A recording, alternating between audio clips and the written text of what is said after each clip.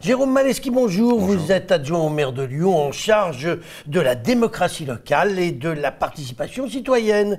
Alors depuis l'élection de Gérard Collomb comme maire de Lyon, aujourd'hui un nouveau maire lui a succédé, on ne peut pas dire que la ville passe pour un modèle en matière de concertation.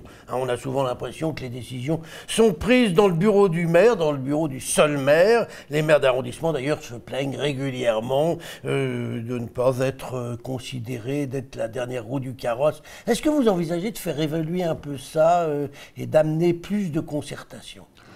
Alors écoutez, oui bien sûr, de toute façon la concertation si vous voulez, je pense qu'elle est en train de vraiment évoluer sur Lyon. Alors dire qu'on part de rien, c'est totalement faux. Je pense qu'effectivement, depuis de nombreuses années, on demande à nos concitoyens de se prononcer sur les différents projets qui sont en cours sur la ville.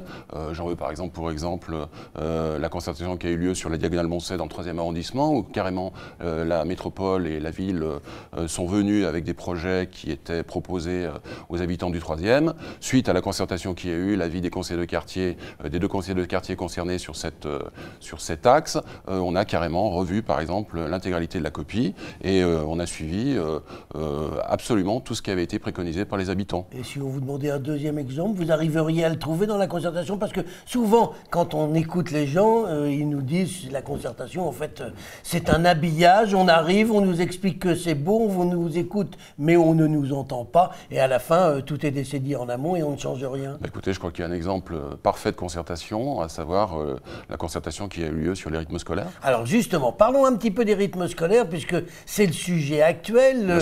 L'adjoint en charge a fait le tour des arrondissements pour parler avec les gens. D'abord, on m'a dit que ce n'était pas un grand succès partout. Deuxième chose, quand on parle avec le maire du 6e arrondissement, il dit que c'est une concertation totalement bidon. Et d'ailleurs, il n'est même pas venu à la réunion qui s'est tenue dans son arrondissement. Alors, je peux vous en parler, puisque j'ai fait aussi toutes les réunions avec mon collègue Guy Corazol.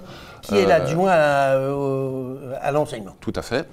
Et donc, nous avons fait 13 réunions publiques dans tous les arrondissements de la ville. Alors effectivement, dans le 6e arrondissement, Pascal Blache n'a pas souhaité participer à cette rencontre. Alors, nous avons eu en moyenne entre 20 et 100 personnes qui participaient à ces réunions publiques, ce qui fait à peu près 500 personnes sur toute la ville.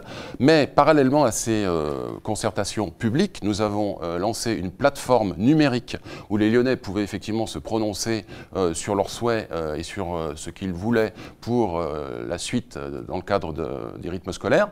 Ça a été un succès phénoménal. Qu'est-ce que vous appelez succès phénoménal? Écoutez, il y a eu 16 000 connexions. 16 000 connexions. Nous avons eu plus de 1700 contributions de Lyonnais qui se sont prononcés en nous disant voilà, moi je serais plutôt favorable à 4 jours et demi, je serais plutôt favorable à une semaine de 4 jours. Écoutez, si vous faites le ratio en termes par exemple de présence dans les réunions, on n'a jamais une réunion où 16 000 personnes peuvent venir. Donc finalement, on a organisé ça, on ne savait pas bien où on allait et je pense que si vous voulez savoir ce que l'on peut proposer pour la suite dans le cadre des concertations, je pense que le numérique et tout ce qui est... Vous allez mettre ça en place pour beaucoup de projets? Alors, je pense que c'est vraiment un sujet qu'on va développer sur la ville. C'est pas la première fois que ça a été fait, puisqu'on a déjà eu ce sujet-là, enfin une concertation numérique avec le Tènement Clos-Jouve sur le 4e arrondissement, à la Croix-Rousse. Ça nous a donné des idées parce que ça avait très bien marché. Suite à cette consultation sur un aménagement dans le 4e arrondissement, on a décidé avec Guy Corazol et le maire, bien évidemment, de lancer cette concertation numérique qui pour nous est vraiment un succès. On a des communes, des collectivités et des villes qui nous ont contactés en disant mais comment vous avez fait, comment ça marche et est-ce que vous pouvez en tirer effectivement des... Sur les rythmes scolaires, alors quelles sont les décisions? Alors les décisions, finalement on va proposer au conseil d'école, puisque c'est eux qui décident aussi avec le rectorat, enfin l'inspection d'académie, puisqu'il n'y a pas que nous qui décidons, les 2 solutions, soit on reste sur les 4 jours et demi, soit on passe à 4 jours.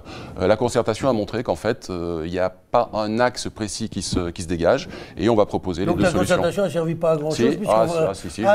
Si, ça nous a servi justement à ne pas trancher définitivement et de laisser la parole à nos concitoyens. Donc je pense que franchement, c'est ce qu'on peut rêver de mieux. Et donc vous allez continuer sur d'autres sujets. Quel est le prochain sujet sur lequel vous allez appeler à la concertation et au dialogue? Alors pour le moment, ça je vais voir avec mes collègues élus, puisque effectivement c'est en fonction des différentes délégations que l'on trouvera les sujets à concerter. On verra ça dans les semaines et les mois qui viennent. Jérôme Maleski, je vous remercie. Merci.